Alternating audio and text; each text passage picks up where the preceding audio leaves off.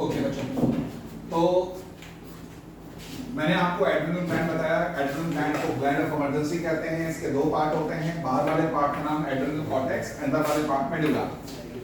Cortex से निकलने वाले हार्मोन्स कॉर्टिकॉइड। ये कॉर्टिकॉइड क्या क्या चीजें कंसंट्रेशन को रेगुलेट करते हैं? शुगर और कंसंट्रेशन ऑफ सेक्स हार्मोन। फिर उसके बाद मैंने आपको ये भी बताया कि ये एंड्रोजन मेल हार्मोन को कहते हैं, ये फीमेल हार्मोन को कहते हैं। लेकिन इंटरेस्टिंग बात ये है कि हम सब के अंदर, हम मेल हैं फीमेल, हमारे अंदर दोनों होते हैं। वो बात ये है कि ये अगर मेल है तो अगर आप मेल हैं तो आपके अंदर इसका हार्मोन का कंसंट्रेशन ज्यादा होगा, ये कम होगा। अब फीमेल के अंदर ये ज्यादा होगा, ये कम होगा। लेकिन जब रेशो बिगड़ जाएगा तो प्रॉब्लम होती है, जैसे गायनिकोमेस्टिया है, एड्रेनल विरिलिज्म है, तो ये कंडीशंस होती हैं। फिर उसके बाद इसका अंदर वाला जो पार्ट है एड्रेनल मेडुला, उससे दो हार्मोन निकलते हैं। कौन कौन सा? एड्रेनलिन और नॉर एड्रेनलिन। ये वाला हार्मोन आपको स्ट्रेस के टाइम पे रिलीज होता है। स्ट्रेस के टाइम पे स्ट्रेस को झेलने में मदद करता है।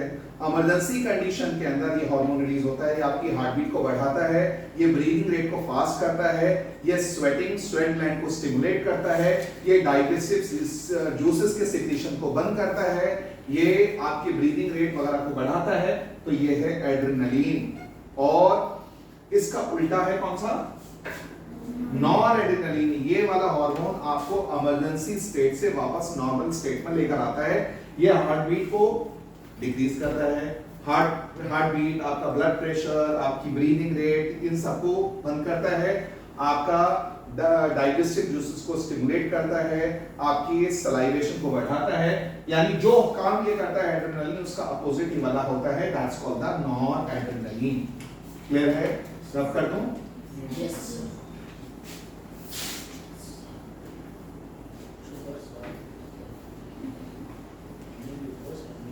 उसके बाद अब हम आते हैं इस ग्लैंड की तरफ।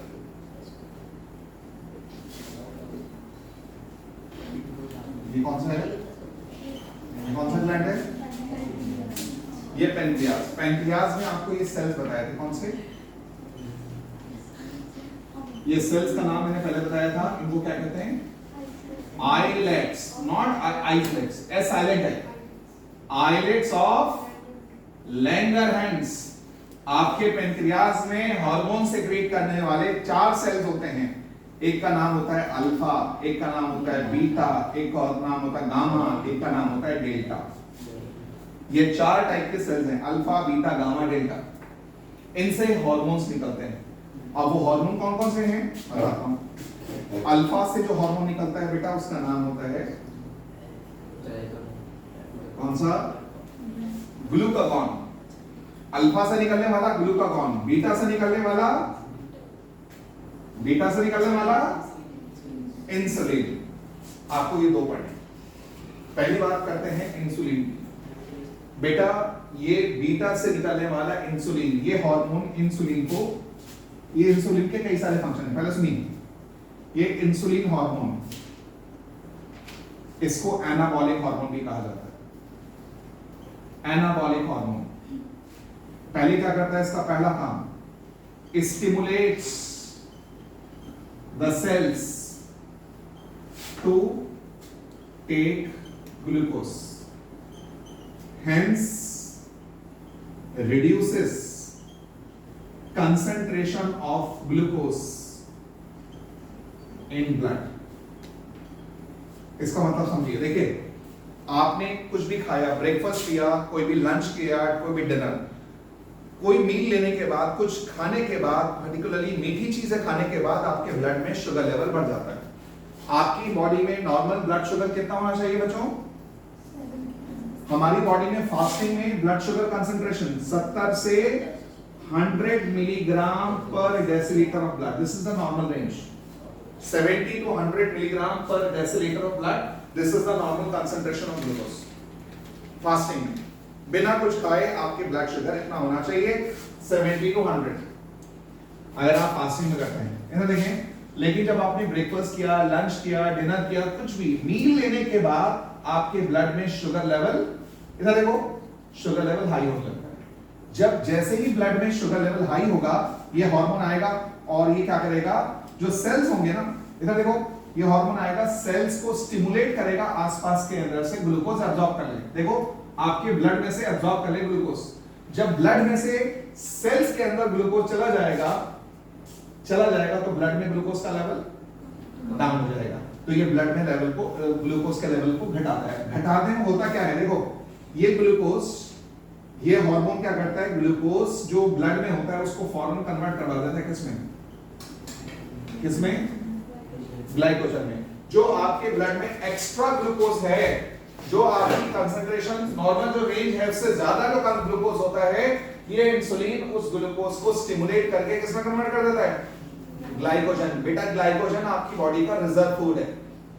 ग्लाइकोजन हमारी बॉडी का, जैसे प्लांट के अंदर स्टार्च होता है, प्लांट के अंदर स्टार्च होता है, हमारे अंदर ग्लाइकोजन होता है, ये रिजर्व फूड है। तो इंसुलिन क्या करता है, एक्स्ट्रा ग्लूकोज जो ब्लड में प्रेजेंट होता है उसको कन्वर्ट कर देता है किसमें, और ये जाके स्टोर हो जाता है आपके लिवर में। आपके लिवर में ये स्टोर हो जाता है।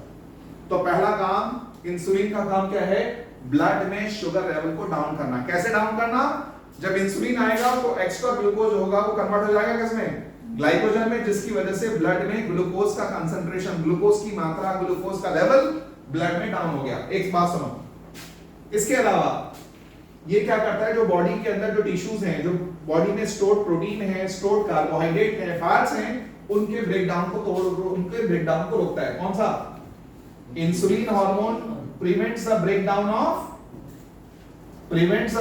Of stored fats, carbohydrate and protein of the body. Body में जो आपकी बॉडी के अंदर जो टिश्यूज हैं उसको ब्रेकडाउन को रोकता है। नंबर 3, इधर देखो, it helps in healing of या रिपेयर ऑफ इंजर्ड टिश्यूज।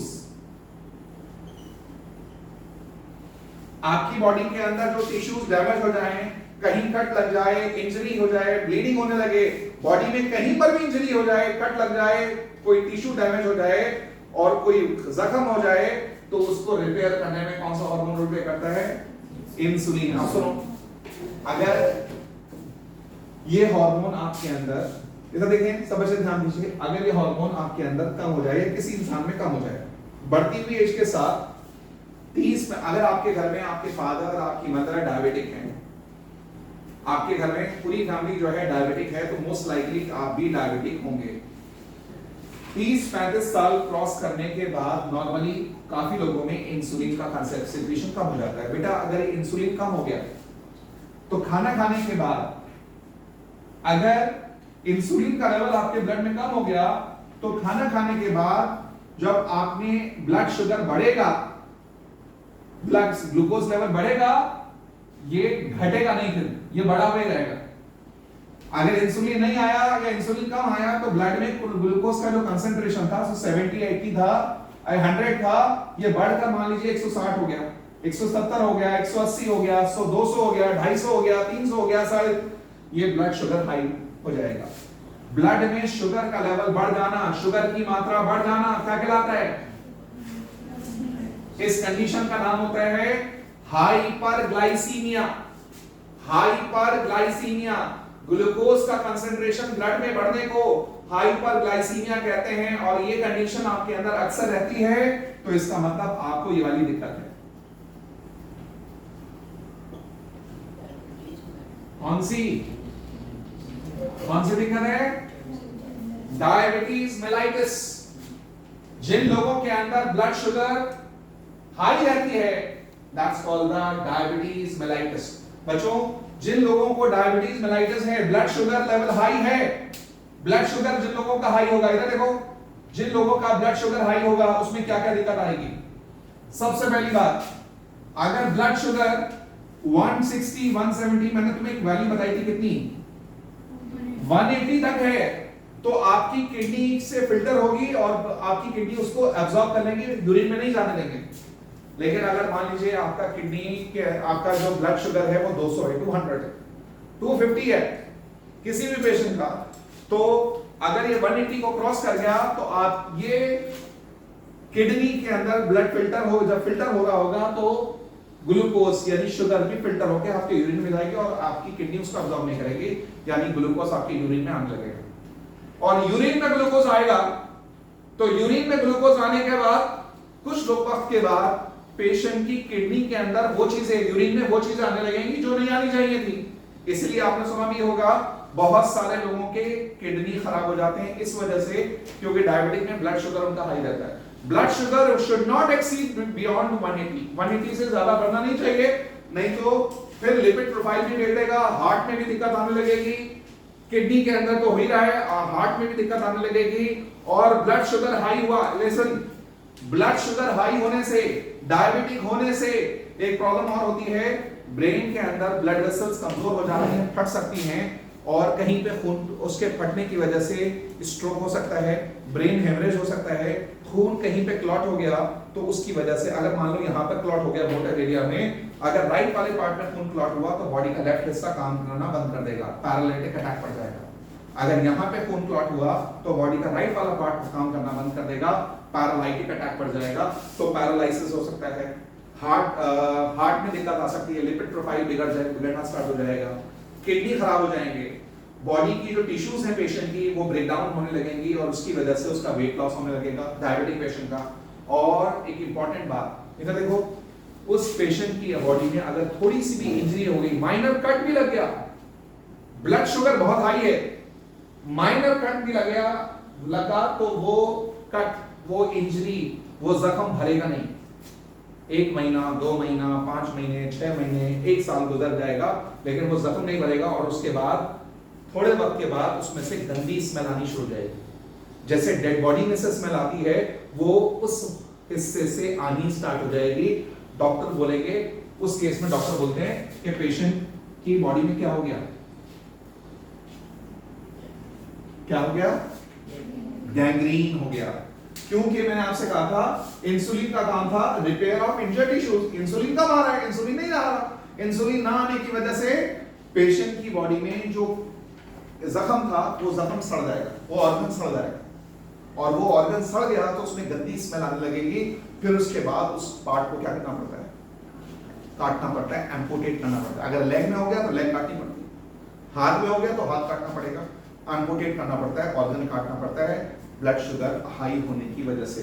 और ब्लड शुगर जिन लोगों की हाई होती है डायबिटिक पे, उनके जॉइंट्स में भी दर्द रहेगा, उनके जॉइंट्स में दर्द रहेगा और उनकी मेमोरी लॉस भी होने लगेगी। और क्या होगा, उनकी आंखों का विजन भी कमजोर पड़ जाएगा। एक नाम सुना है कैटरैक्ट, जिसको हिंदी में कहते हैं मोतिया, सफेद मोतिया। उनकी आंखों में मोतियाबिंद की शिकायत आने लगेगी, उनका विजन कमजोर हो जाएगा, जॉइंट्स में दर्द आने लगेगा, बार बार यूरिनेशन बार बार होगा। ये सारे सिम्टम किसके होते हैं बच्चों, किसके, बात समझ आ गई? ये सारा इंसुलिन की कमी होने से। लेकिन हाँ, अगर आप मान लीजिए आपकी फैमिली में इसकी हिस्ट्री है भी, आप भी डायबिटिक हैं, लेकिन अगर आपका लाइफस्टाइल ऐसा है, आप बहुत ज्यादा फिजिकल वर्क करते हैं और अपने ब्लड शुगर को इसके अंदर रखते हैं, 180 के अंदर रखते हैं, तो उस केस में आपको मुमकिन है कोई मेजर प्रॉब्लम नहीं होगी।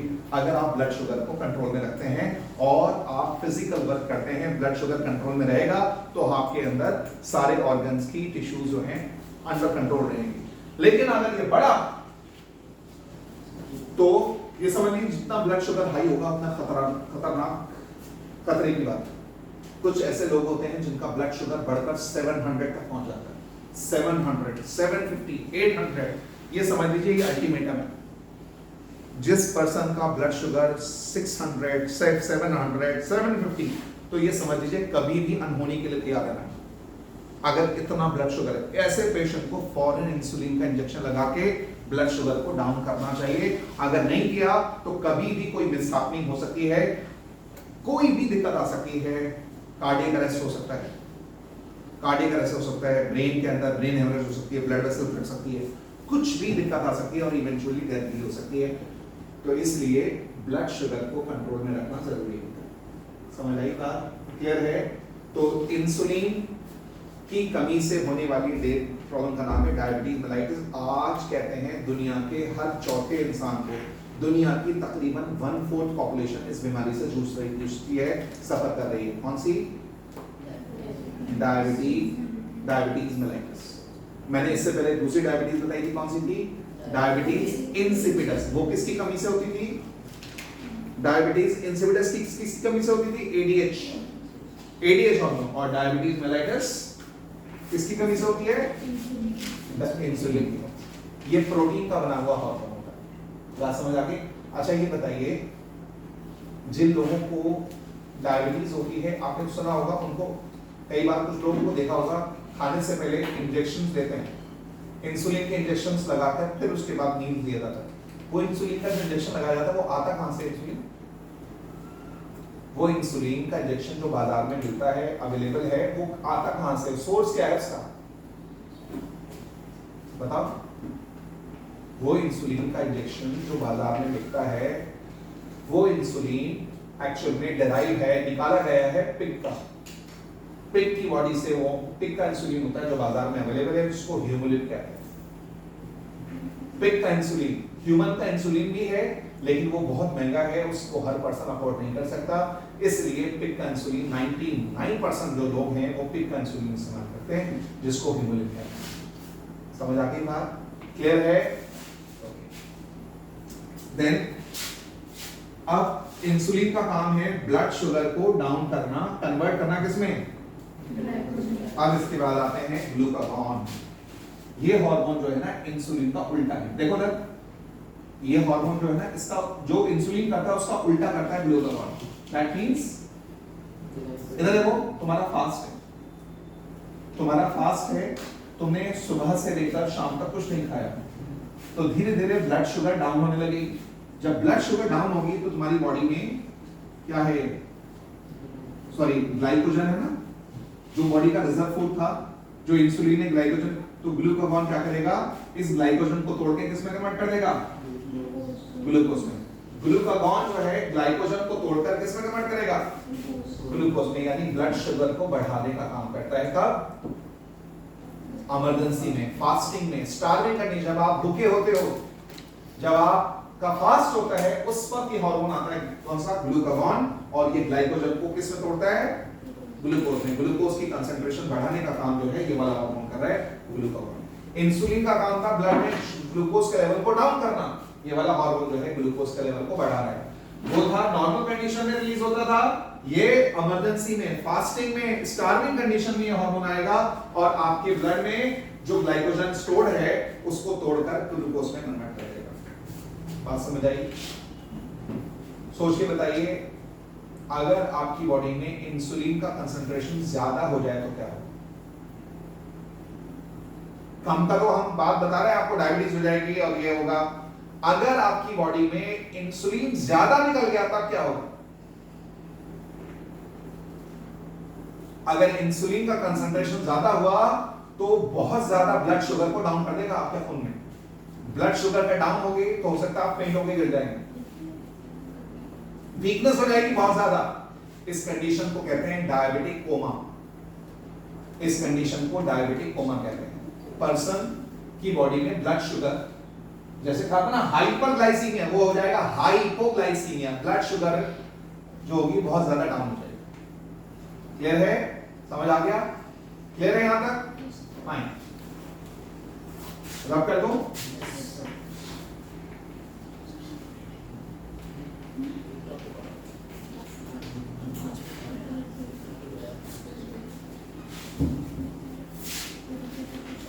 नेक्स्ट ऑर्गन है कौन सा? नेक्स्ट ग्लैंड कौन सा है? टेस्टिस। बच्चों, एनिमल्स में जो टेस्टिस होती है, एनिमल्स में जो टेस्टिस होती है दो टाइप की होती है।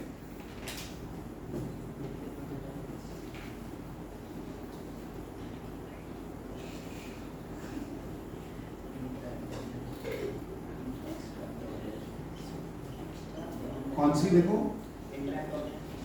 इंट्रा एब्डोमिनल और एक्स्ट्रा एब्डोमिनल। आपको नाम से भी अंदाजा हो रहा होगा, वो टेस्टिस जो किसी एनिमल के एब्डोमेन के अंदर होती है, वो वाली टेस्टिस कहलाती है। कौन सी?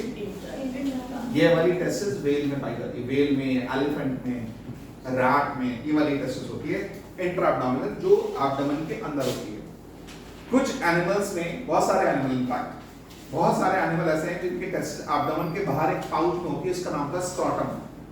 स्क्रोटम पाउच, स्क्रोटम सैक में जो टेस्टिस होती है एब्डोमेन के बाहर, वो कौन सी होती है? Extra abdominal. ये बताओ, देखो ये बताओ हमारी बॉडी का टेम्परेचर कितना होता है? 37 हमारी बॉडी का टेम्परेचर होता है, लेकिन हमारे अंदर ह्यूमन बॉडी में स्पर्म्स बनने के लिए जो टेम्परेचर चाहिए ना, वो हमारी बॉडी नॉर्मल बॉडी से 2 से 4 डिग्री कम होना चाहिए। आई रिपीट, हमारी बॉडी का टेम्परेचर 37 है, लेकिन टेस्टिस में स्पर्म बनने के लिए जो टेम्परेचर चाहिए वो हमारी बॉडी से 2 से 4 डिग्री कम होना चाहिए। इसलिए इंसान की और काफी सारे एनिमल्स में इंक्लूडिंग ह्यूमंस के अंदर टेस्टिस को एब्डोमेन के बाहर एक स्क्रोटम पाउच में रखा गया है। ऐसी टेस्टिस कौन सी है? Extra abdominal testis. तो ह्यूमन के अंदर टेस्टिस एब्डोमेन के बाहर है ताकि 2 से 4 डिग्री का टेम्परेचर का फर्क मेंटेन किया जाए, क्योंकि स्पर्म हमारी बॉडी के टेम्परेचर जो हमारी बॉडी उस पे स्पर्म नहीं बनते, उससे लो टेम्परेचर चाहिए होता है। वो लो टेम्परेचर मेंटेन करने के लिए ह्यूमन के टेस्टिस को एब्डोमेन के बाहर रखा गया है। समझ आई बात? क्लियर है? आगे सुनिए बेटा, ये जो टेस्टिस है, ये जो टेस्टिस होती है ना ह्यूमंस में, टेस्टिस के अंदर एक सेल्स होते हैं टेस्टिस के अंदर, इनका नाम है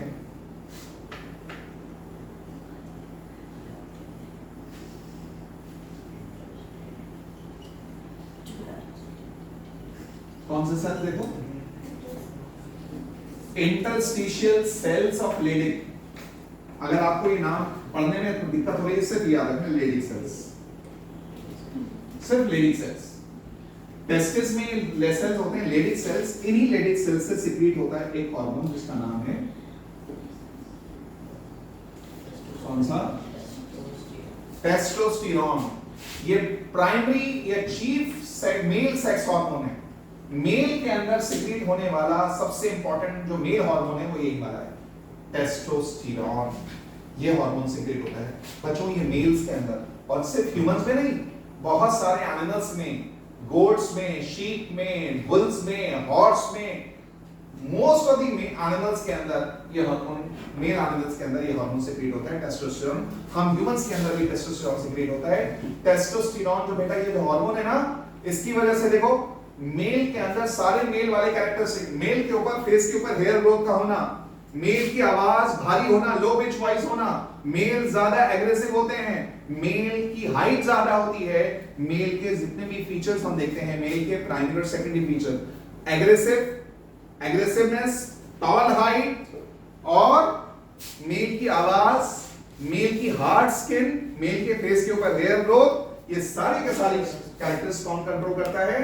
टेस्टोस्टेरोन। ये टेस्टोस्टेरोन अक्सर आप देखेंगे मेल एनिमल्स यूजुअली हाइट में ज्यादा होते हैं। अक्सर आप देखेंगे boys are usually taller than girls, that is because of the testosterone. ये प्राइमरी हार्मोन है जो मेल के अंदर मेल की हड्डियों की ग्रोथ, मेल के अंदर एग्रेशन, मेल की ये सारे मेल के प्राइमरी और सेकेंडरी कैरेक्टर्स को रेगुलेट करने वाला ये हार्मोन है, और मेल के अंदर स्पर्म प्रोडक्शन को भी रेगुलेट करता है।